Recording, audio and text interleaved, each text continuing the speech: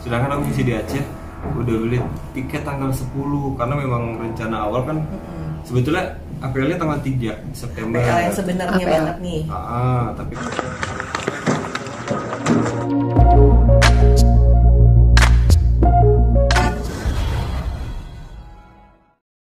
Kelahiran bayi kembarnya.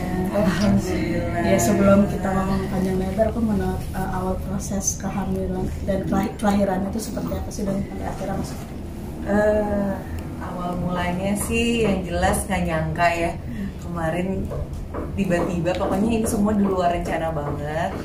Awalnya abang masih di luar kota, gitu. Pokoknya kondisinya lagi di luar kota. Aku udah tinggal tuh 3 minggu karena ada urusan kan, abang di Aceh. Terus kita udah bikin schedule untuk lahiran itu sebenarnya di tanggal 17 Agustus. Tiba-tiba tanggal 8 kemarin itu pagi-pagi, tanggal 9 kemarin tiba-tiba pagi-pagi aku bangun tidur kok ada flag gitu kan. Akhirnya langsung ke dokter, langsung ke rumah sakit. Pas ke rumah sakit dicek apa segala macem, ada pembukaan gitu. Langsung panik menghubungin abang masih di Aceh kan. Ini gimana nih aku hari ini? Ternyata dikabarin ada pembukaan, terus harus langsung cepet-cepet operasi segala macam gitu. Udah langsung deh.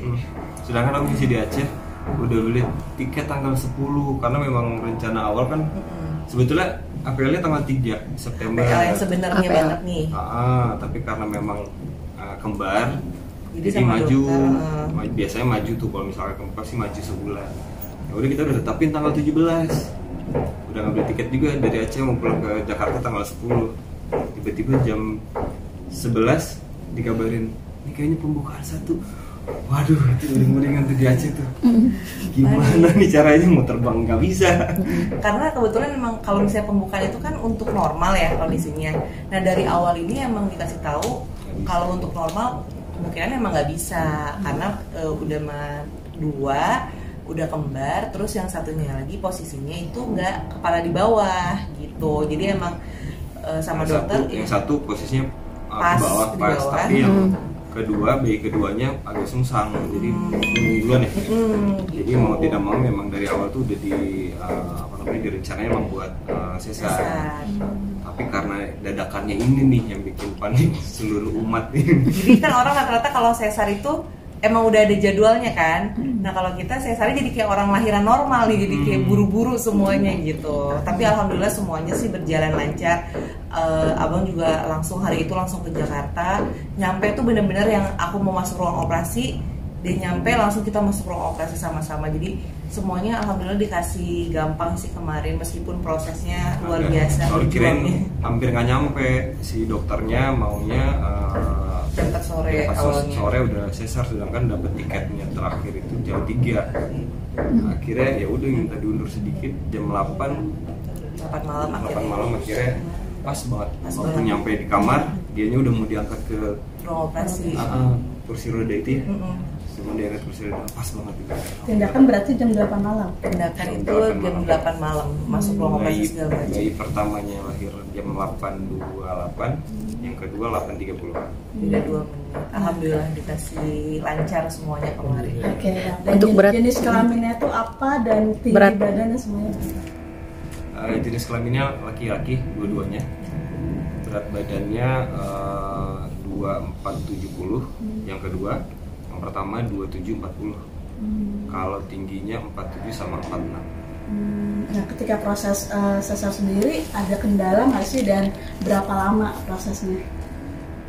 Kalau dibilang kendala sih mungkin nggak begitu ini. Sebenarnya sadar ya? Sadar, cuman kalau dibilang kendala kayaknya kita kemarin semuanya tuh bener-bener dipermudah banget pas prosesnya. Nanti mungkin ada video ya ada ya mungkin, atau enggak nanti bisa mungkin dokter yang lebih paham kan sebenarnya kalau yang kayak kendala atau apa gitu ya.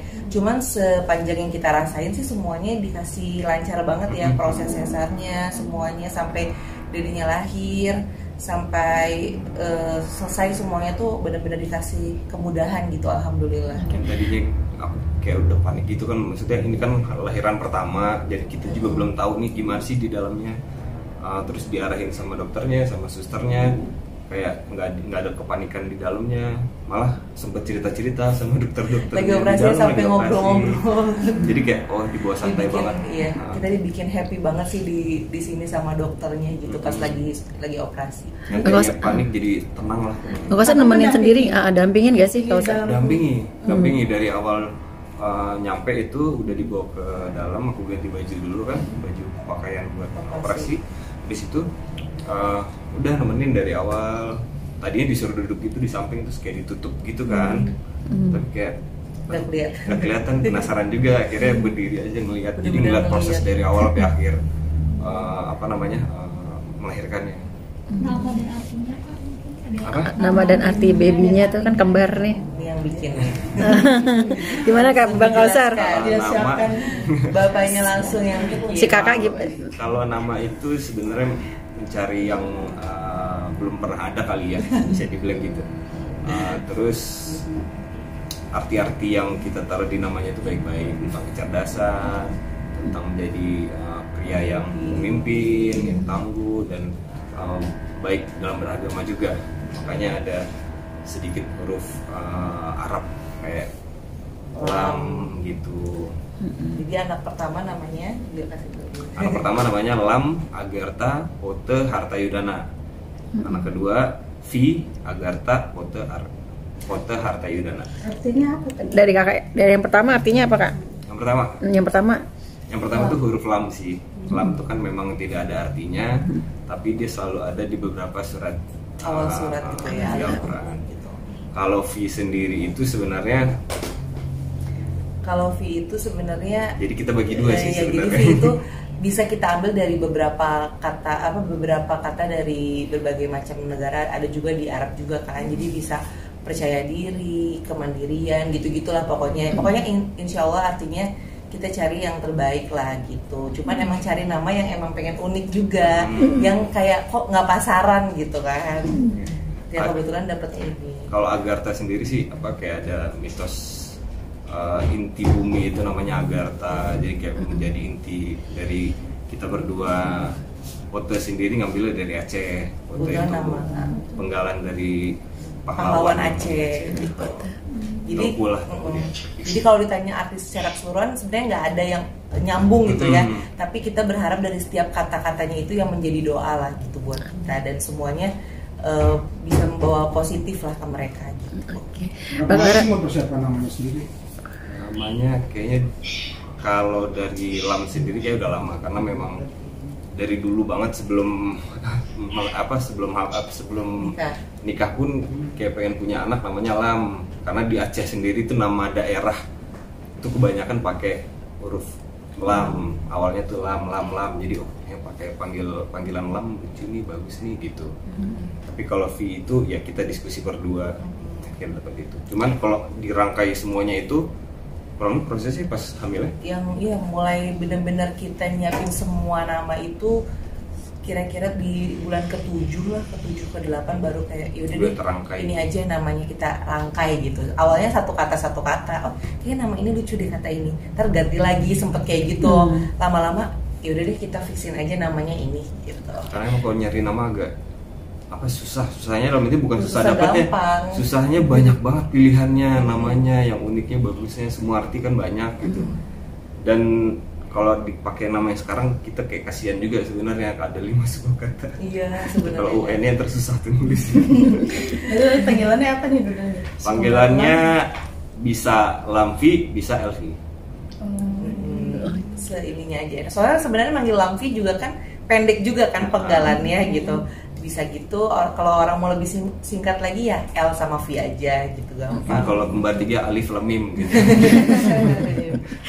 Mbak Clara, ini kan kembar ya, ketika akhirnya proses kembar itu kan pasti gak gampang untuk membagi waktu ngurusnya gitu. Udah siap dengan kembar ini sendiri yang harus begadang ya kan, mungkin seperti apa nih? Alhamdulillah kita 3 hari di rumah sakit udah diuji banget ya. Meskipun dibantu suster tapi karena di sini kan bagusnya tuh pro ASI banget gitu. Jadi bayinya nangis dikit tuh bener-bener dianterin ke kita lagi buat kita paksain biar bisa ASI terus gitu. Jadi dari di rumah sakit aja kita udah belajar begadang nih sebenarnya. Jam 1, jam 2, jam 3 tuh diantar aja terus bayinya kapan aja. Pokoknya bayinya nangis, bayinya aus, ya harus disodorin ke ibunya gitu. Dan kebetulan karena sesar juga kan recovery-nya lumayan agak lama kan. Jadi ya bapaknya selain ngurusin bantu gendong-gendong bayi, ngurusin ibunya juga jadinya buat bangun dari tempat tidur, ke toilet apa segala macam, ekstra banget jadinya. Lucunya itu kayak pikir kayak waduh ini kembar agak ini nih apa namanya ekstra power lah gitu ya kan. Ternyata begitu hari pertama melahirkan nangis mereka berdua gitu kan. Habis itu cuman berapa menit habis itu diem tuh di tempat nurse di mana di tempat susternya juga kan mereka dipisahkan di sana dulu sampai 12 jam ya masalahnya. Nah itu mereka nggak nangis, susternya juga bilang anteng banget anaknya, diam banget. Kita udah alhamdulillah. Ibunya nangis malam-malamnya sampai besok. Waduh. Kenapa? Sakit banget. Ngerasain sakitnya. Bekas biusnya baru terasa tuh. Aku kan dari awal flex sampai pembukaan segala macam. Sorry maaf. Dari awal flex sampai pembukaan segala macam tuh ya sampai mau operasi, sampai operasi selesai itu nggak ngerasa sakit sedikit pun, bener-bener masih ketawa-ketawa, biasa aja. Lagi di operasi aja kita ketawa-ketawa, ngobrol sama dokternya, bener-bener nggak ngerasa apa-apa. Tiba-tiba jam 12 malam, wah itu beratnya sakit baru dirasain. Pikir nih sampai nangis. Ini ada tantangannya. Ternyata jam 12 malam sampai jam 5 pagi nangis. Sampai pokoknya 2 hari lah kurang lebih ya. 2 hari. Soalnya harus dipaksa belajar jalan kan kata dokternya. Jadi udah kita paksain bangun, miring apa segala macam. Hari kedua udah bisa jalan lah setidaknya ke kamar mandi. Sendiri udah bisa lah gitu. Udah agak mendingan nih. Baru hari ketiganya, episode terbaru, dua-duanya mau susu. Masya Allah Itu bikin begadang lagi. Kalian hafal nggak sih sampai yang kakak yang mana, adik yang mana, tahu nggak? Karena kan ini kan kembarnya identik gitu ya. Udah mulai bisa tahu yang kakak yang mana, yang lam yang mana, yang V yang mana. Dari Kalau awal dari awal masih Ditandain gitu nggak sih kak? Kalau secara tanda muka belum kelihatan, cuman dari bentuk badan dan ini karena kan beratnya agak beda lumayan ya, tinggi 300 gram. Jadi agak kelihatan kan perbedaan badannya. Kalau si lam tuh agak cabi gitu, agak gemuk. Kakaknya. Tapi kalau yang V agak lebih tirus gitu, itu lebih masih dari situ sih. Jadi ngeliatin, tapi lama-lama sekarang udah mulai bisa bedain sih, udah mulai kelihatan bedanya dikit-dikit. Apalagi kalau udah nangis, nah itu udah bisa kita bedain. Oh gitu ya? Si V itu cuman pendek aja, gitu loh. Tapi nyaring banget. Kalau yang si lam banyak. Berisik gitu. Jadi Dia udah begitu denger, itu V itu. Oke, Bang, aku pengen tahu momen ketika awal mengazani, mungkin itu pertama kali. Itu bagaimana sih, ada momen yang bikin crying nggak sih? Deg-degan biasanya kan, maksudnya ya ajan di masjid atau di apa namanya musola gitu kan udah biasa dari kecil maksudnya. Tapi ketika yang di sini tuh kayak habis ngeliat darah, habis itu habis operasian ngeliat istri agak berlinang air mata gitu, terus tiba-tiba ditarik sama dokter anak ya, dokter Lindana tadi agamanya apa gitu katanya. Jadi bingung gitu. mendadak lupa agama. Iya ajarin dia bilang gitu, ajarin ya udah langsung ditarik gitu, ambil posisi. Nah, di situ kayak beda, rasanya beda aja gitu, getar terus yang kayak bingung aja gitu kayak ini tanggung jawab besar nanti ke depannya. Mudah-mudahan azan ini menjadi apa yang didengar pertama dan sampai seterusnya, dan akan menjadi pembentukan karakter di kedepannya lah. Langsung di dua telinga si kembar atau satu-satu? Ganti-ganti. Soalnya lagi dirapiin, udah bedongin, baru kita ajanin. Yang sana lagi diproses tuh kan. Jadi sini selesai, balik ke sini ukur berat badannya, aku ke sana ajarin lagi gitu. Yang tadi aku bilang ada sekat itu masih ngeliatin nih kayak masih biasa gitu. Istri juga masih nggak begitu ngerasain kayaknya ya. Jadi kayak prosesnya nikmatin aja proses kayak lagi nonton film aja gitu. Gitu udah oe itu tuh. Apalagi waktu si dokter Ufnya dia bilang jam Jam lahir. Jam lahir ya, di jam lahir itu langsung kayak tegang gitu kayak Jam lahir, tapi kita belum dengar suara bayinya. Bayinya belum ada, jam lahir baru kayak air ketubannya pecah kan. Pecah. Situ warga waduh apa nih. Jadi kayak ini sesuatu yang baru dan belum pernah melihat ini gitu kan. Udah dari situ tuh udah kayak diem aja cuma ngeliatin proses semuanya gitu. Makanya sampai begitu ditanyain agama aku udah muslim. ajan aja kamu siapa gitu. Ngeblank. Oke, itu kan yang pertama kali lu rasakan ngazani anak gitu. Nah, kalau sama mama sendiri nih, pertama kali kamu ngasih asik menyusui anak gitu kan. Itu bagaimana, Mbak? Ada kesulitan ya, Mbak? Waktu pertama kali ngasih ASI pastinya takut karena kan masih waktu itu pertama kali kasih ASI umurnya belum sehari, masih ini banget, lembut banget gitu kan. Terus kita juga sebelumnya nggak pernah ngurus bayi, nggak pernah megang bayi merah, nggak ngerti gitu ya pastinya takut. Terus ada ketakutan juga, aduh ini ASInya keluar nggak ya secara baru hari pertama gitu kan, nggak ngerti juga gimana caranya segala macam. Untungnya di sini tuh pro banget ASI dan suster, dokter semuanya tuh support banget. Ayo bisa pasti keluar apa segala macam. Jadi yang pas pertama banget si babynya dikasihin, terus kita diajarin untuk ASI, yaitu disupport sama dokter sama suster banget, dibantuin cara naruhnya gimana. Kalau kembar kan kebetulan kayak lebih banyak nyusuinnya langsung 2. Nah itu diajarin kalau nyusuin 2 tuh naruhnya gimana, kita megangnya gimana gitu. Meskipun sampai sekarang sih masih agak kagok-kagok juga ya, cuman ya sambil berjalannya waktu belajar sih. Sama ya semoga ASInya makin keluar terus, soalnya emang katanya kan untuk 3 hari 4 hari pertama ASI agak masih susah kan. Dan mudah-mudahan di seminggu ini bisa makin banyak, jadi bisa eksklusif mudah-mudahan. Bang Lara, ini kan pasti namanya baru punya bayi apalagi kembar gitu, ngalamin udah di awal udah kayaknya tadi nangis gitu, udah baby blues banget gitu. Ini prosesnya untuk nantinya pasti kan yang namanya baru pertama sudah beradaptasi nih, suami harus juga siaga ya kan Bang Lara. Gimana nih ngalami hal proses itu nantinya dengan sudah siap? Sampai hari ini sih ngerasain yang baby blues yang nangis-nangis karena bayi, alhamdulillah belum. Justru kita menikmati setiap prosesnya ya. Dia nangis ya emang pasti ada rasa, aduh kenapa sih gitu, bingung karena udah dikasih ASI udah segala macam kok masih nangis.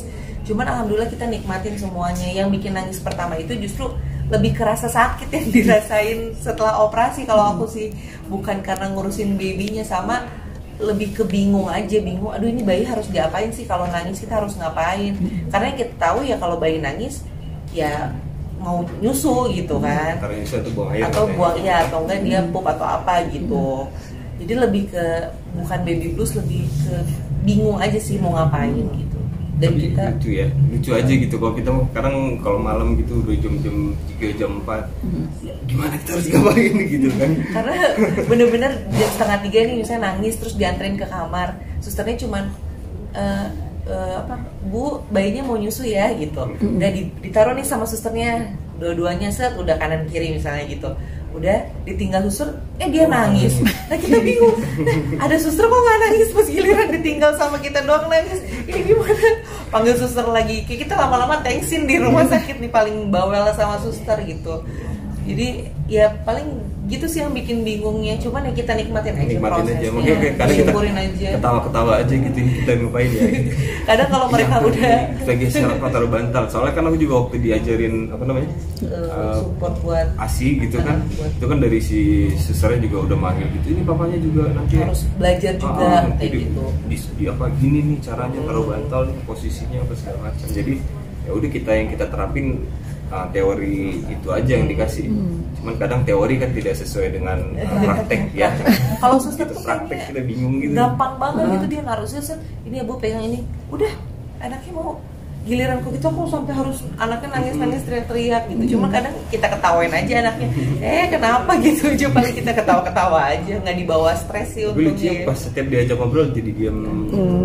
Kayak udah ngerti gitu. Kayak paham. Tapi kalau misalkan ada sempet gimana ini gitu kan, dia juga ngomong gitu. Jadi kayaknya mereka ngerasain ya, makin kita batin ya. Jadi kalau sekarang aku misalnya kalau dulu nangis aku ketawa aja deh, hahaha gitu segala macam. Ntar lama-lama dia. Iya, kayaknya mereka ada ikatan batinnya. Jadi kalau makin kita panik, makin kita takut, makin kita bingung, mereka makin teriak-teriak, makin ngamuk gitu. Jadi ya udah, ini aja, sabar gitu. Kenapa, udah gituin aja, baik-baikin aja, ntar dia tenang sendiri. Oke. Kak, berarti nanti ketika di rumah akan pakai babysitter atau kalian berdua? Sejauh ini sih masih berdua, cuman paling karena aku masih takut-takut kayak untuk mandiin apa segala macam, apalagi belum puput tali pusat kan, jadi paling minta bantuan ke bidan untuk nanti ngurusin lah beberapa minggu atau mungkin sebulan pertama sampai benar-benar si bayinya jejek gitu kan, baru berani, karena benar-benar takut salah gitu ya, takut salah. Dia jujur aja, kita berdua kan sama-sama baru, langsung dikasih 2 gitu, jadi pasti untuk belajar ya bingung gitu, apalagi untuk megang 2 pasti bingung, jadi ya udah minta bantuan bidan aja nanti untuk bantuin gitu.